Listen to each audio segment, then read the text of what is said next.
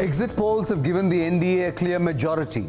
But if the polls are wrong, will Modi need outside support? Thanks for joining us. I'm Harsha Subramaniam. The question we are asking today, if there is a hung parliament, then who will be the kingmakers? And what is the opposition's game plan? Joining us to discuss that, RK Radhakrishan, Associate Editor, Frontline, Tathagata Satpathy, founder of Orissa Post and former Member of Parliament from the Biju Janata Dal, Suvojit, Bagchi, Chief of Bureau, Kolkata at the Hindu, Krishna Prasad, political analyst and former editor at Outlook. Gentlemen, many thanks to all of you for joining us. Krishna Prasad, I'll start this conversation with you. The opposition parties are busy figuring their future strategy in case of a hung parliament. 21 parties today are rallying with the Election Commission on the EVM issue. What is the opposition really betting on after these exit polls? Well, the biggest bet that the opposition parties can have is that the exit polls turn out to be wrong. And as we've noticed historically, exit polls in this country have been historically very, very wrong. About 80 to 85% of polls published since 2014 have been wrong.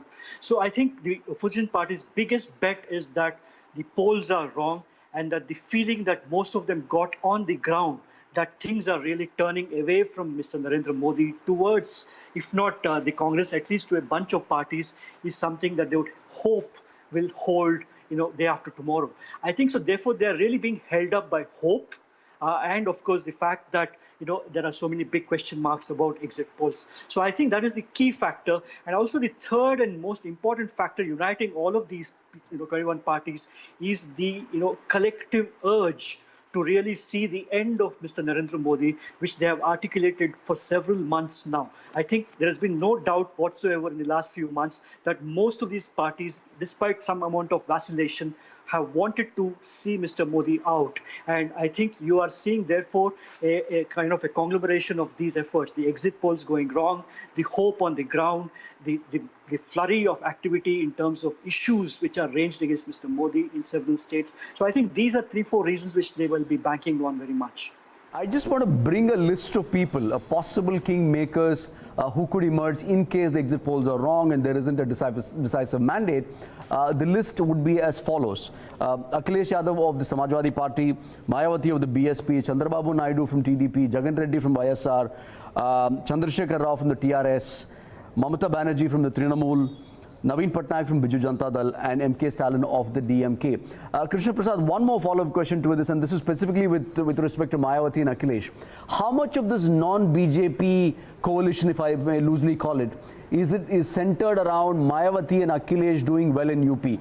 I mean, if they don't get 40 plus seats, is this project a non-starter? Oh, 100%. I think all of this is predicated on how well these two parties will do in Uttar Pradesh. And as you can see from these exit polls, there's no clear-cut view on this. There are a bunch of pollsters who are giving 50 and 50, beyond 50 to these two parties. 56 is one of the more interesting numbers I have seen. At the same time, 2 of these opinion polls, or 3 of those opinion polls, have been in the range of 20 to 22. So this whole game depends on how well they do in Uttar Pradesh. On the ground, it seems very clear, if you especially look at all these EVM stories coming out, that clearly the coalition, the Gathbandhan, is doing very well. So I think it is predicated very much on that. But also, as you can see in the last couple of days, 2-3 things have happened. One is the CBI has decided not to go against the Congress in this Bofors scandal. They have just stopped the Bofors investigation. Today, this morning, the disproportionate assets case against Mulayam Singh Yadav and Akhilesh Yadav have been withdrawn. So what you see is a set of parallel activities. And also, on the other side, Mayawati is hedging her bets. She was to meet Sonia Gandhi yesterday. She's kind of dithered and has put it off. So what you can see is that everybody is really hoping that the polls turn out in their favor, and from there on they will make their move. But there is no doubt whatsoever that those two parties, if they bring in something like 50 seats to the table, they will have a key role to play in the next formation, if there is one. Okay. Let me just now focus on leaders from Andhra Pradesh and Telangana. RK Radhakrishan, Chandrababu Naidu is playing a central role in rallying the opposition together. There are reports that Naidu has proposed a formula that the party should submit a memorandum to the president declaring their intent to form the government even before counting day. What is the game that Naidu is playing? Naidu simply wants the upper hand in the battle between YSR Reddy and KCR. That's all. I mean, it's three people in a very small pond trying to all act like national leaders. You had KCR come to Chennai, go to Trivandrum, try to meet Mamta, which didn't obviously happen because Mamta didn't want to meet him. And then again, you have Naidu playing the same game. Now, it all hinges on how much Naidu brings to the table. If he's going to bring only, say, 5 or 6 to the table, which seems a very realistic possibility, given that Jagan is doing so well in Andhra, he is going to be irrelevant as far as national politics is concerned. You leave all of that, but then BJP numbers, I disagree with Krishna Prasad on this minor point. Yes, UP brings in 80 and BJP at 173, but you look at the integral, from Karnataka, you go up, Karnataka, Maharashtra, Madhya Pradesh, Rajasthan, Uttar Pradesh. You take this as an entity and you see that in 236 seats, the BJP and its allies had won 211 in 2011. It is 2014. It is impossible to repeat that. You give the 73 in UP to BJP. Even with that, you cannot max out in Gujarat. You cannot max out as you did last time. You cannot max out in nearly max out in Rajasthan. You cannot nearly max out in Madhya Pradesh. Okay. I think even if in UP they're going to do so well, I'm very sure that they're going to lose at least 10 seats each in MP. MP, you see a 9% upswing in the number of in polling. It cannot indicate that these people are unhappy with Congress because Congress has just come to power. They have done a loan waiver. I don't see Congress being, facing an anti-incumbency. So given this, even if UP holds true for BJP, it is the other 3 states, 4 states, where they're going to lose at least 10 seats each, which is going to be critical. Okay, I'm going to come to Bengal in just a moment. But before that, just one more word on Andhra Pradesh. Krishna Prasad, exit polls seem to be very divided on Andhra Pradesh. 2 pollsters have predicted that Naidu is going to retain Andhra, while 2 others have predicted that Jagan Reddy is going to be sweeping. What's your assessment? And, how does this, add up to this, to the game plan that both are playing to have some sort of a role in the center? Harsha, it's a very good question. I think the role of Andhra Pradesh and Telangana in the next government is quite critical, looking at the moves both KCR and Chandrababu Naidu are making. But there is a third Telugu, don't forget that. The third Telugu in this race is Ram Madhav. You see there are these 3 Telugus who are playing a critical role. And if there has been one iota of doubt about Mr. Modi forming the next government, it's actually come from this third Telugu, Ram Madhav. So I think that is one thing to keep in mind. Secondly, on the issue of what will happen in Andhra Pradesh, frankly, none of us know. And I think none of us should even wager to know what's going to happen. You see, all these polls are saying this and that at the same time, and we will look very foolish if we were to stick our necks out. But surely it's a surprise that Mr. Chandrababu Naidu is really bounced back so well to actually do well in these 2 or 3 exit polls, one of which has been done by a politician. But I think the subplot to day after tomorrow is not just whether Mr. Modi is going to form the government. It's also these various little things that are happening. Will Andhra Pradesh see Mr. Chandrababu Naidu back again? Will the Karnataka government survive?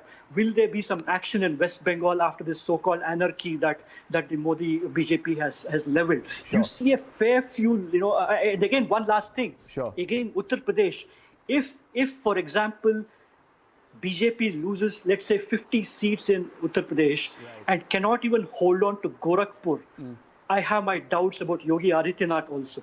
So therefore, there are lots of subplots here, but I think the Telugu-speaking states are going to play a very big role. One of the reasons I think is also the resources that they command. I think both chief ministers have enormous amounts of resources to kind of cobble together these things. And Mr. Chandrababu Naidu has been at this game for the last 30 years.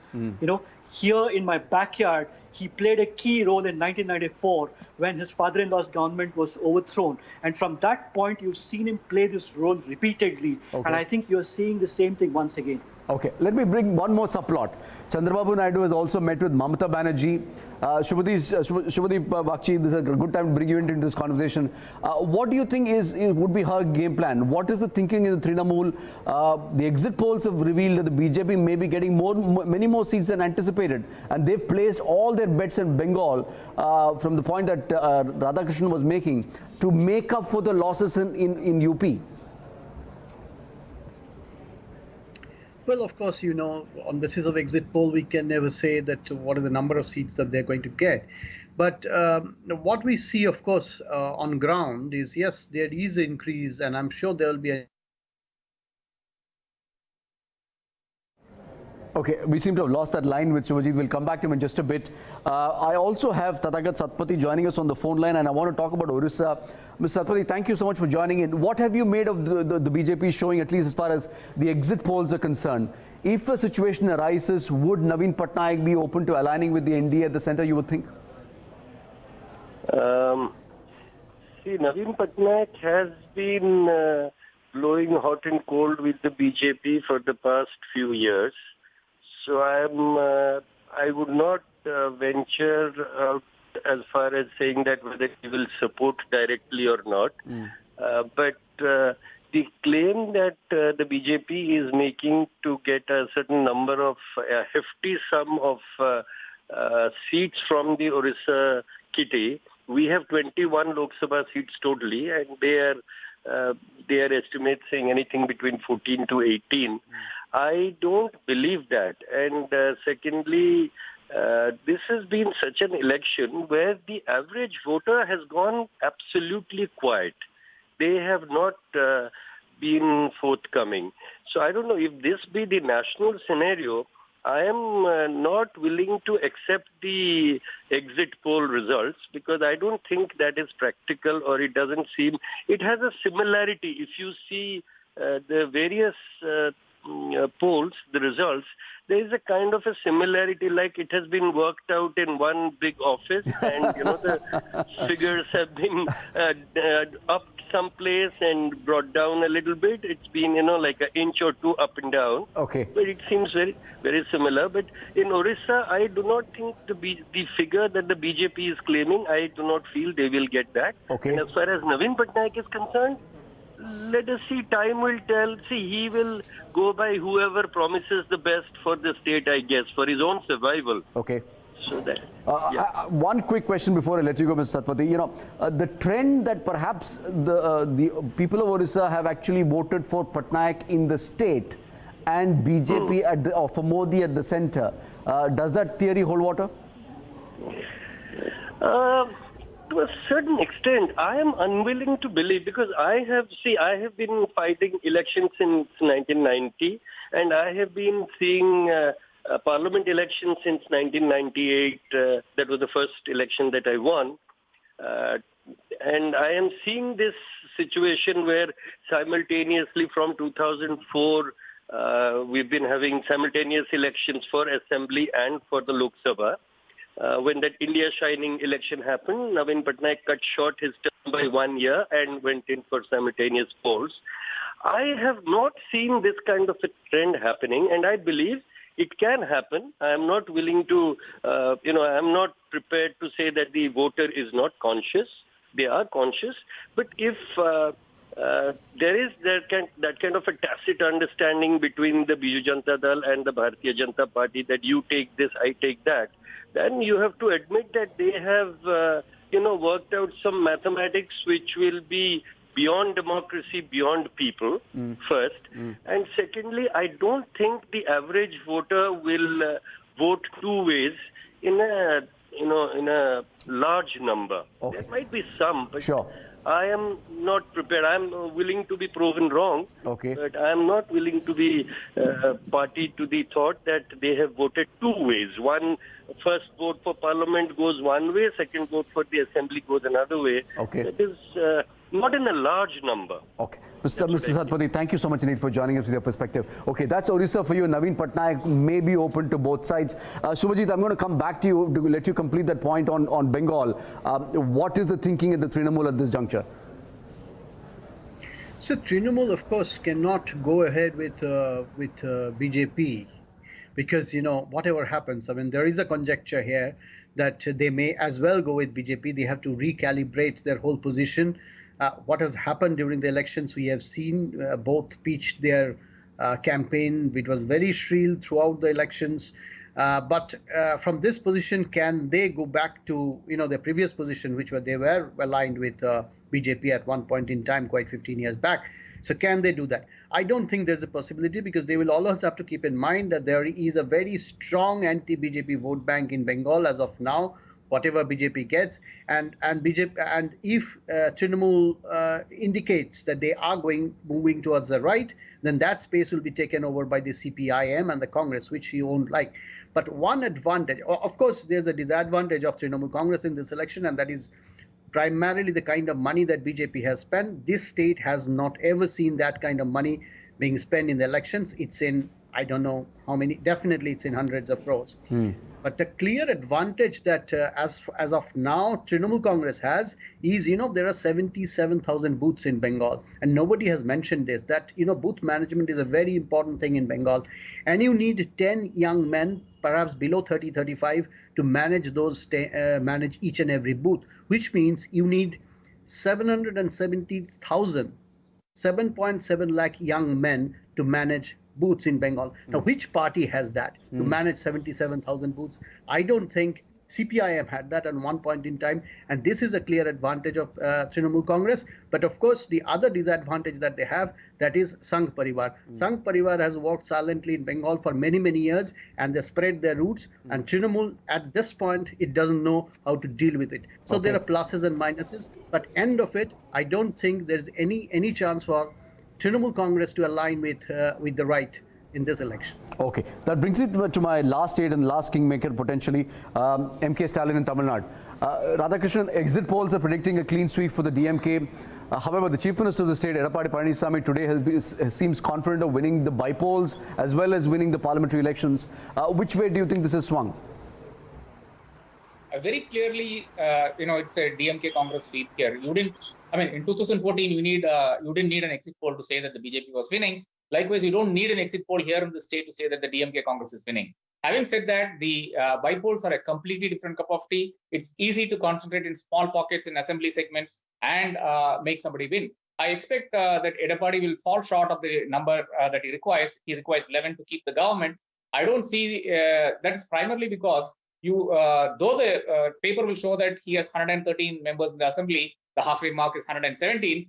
3 of them have been issued notices by the speaker. They've got a stay order from the Supreme Court. So that is 3 down. You are down to 110. There are 3 more MLAs who are deeply unhappy with the state of affairs in the ADMK. They are actually contesting. They actually contested in the ADMK symbol because they were smaller parties. Their symbols, because Jayalalitha insisted they contest in the ADMK symbol. So that brings down the number to 107. I don't see Edappadi winning the 11 required to make the halfway mark, just past the halfway mark. And the interesting thing is that I don't see Stalin winning 21 to pass the halfway mark either. So we're going to have a lot of horse trading and possibly a lot more, intrigues and behind the scenes happening in Tamil Nadu, because in case TTV Dinakaran wins a couple of seats in Tamil Nadu, he is going to be the kingmaker as far as the state of Tamil Nadu is concerned. Given the fact that DMK is going to have a minimum of 24 members in parliament, it is going to be a key constituent in any formation that is going to happen. But yes, Stalin has made it very clear that he will not be part of a BJP campaign. And yes, that is the single largest problem for the BJP. As Suvojit was saying, you can't find TMC allying with the BJP. You can't find SP and BSP obviously allying with the BJP. You can't find the DMK allying with the BJP. So that leaves out actually YSR and the Telangana Rashtra Samiti. Now, we are not sure which way TRS will swing, and we have seen this happen a lot of times in the past, where parties promise one side and then they will eventually join the other side. Correct. Again, Naveen Patnaik will only be with the party which will allow him to, some leeway in Orissa. So let us keep all these factors in mind. Okay, I have one last word with you, Krishna Prasad. The Congress, it's amazing. We've spoken for the last 30 minutes. We've not spoken a word about the Congress. The Congress, interestingly, is not making any moves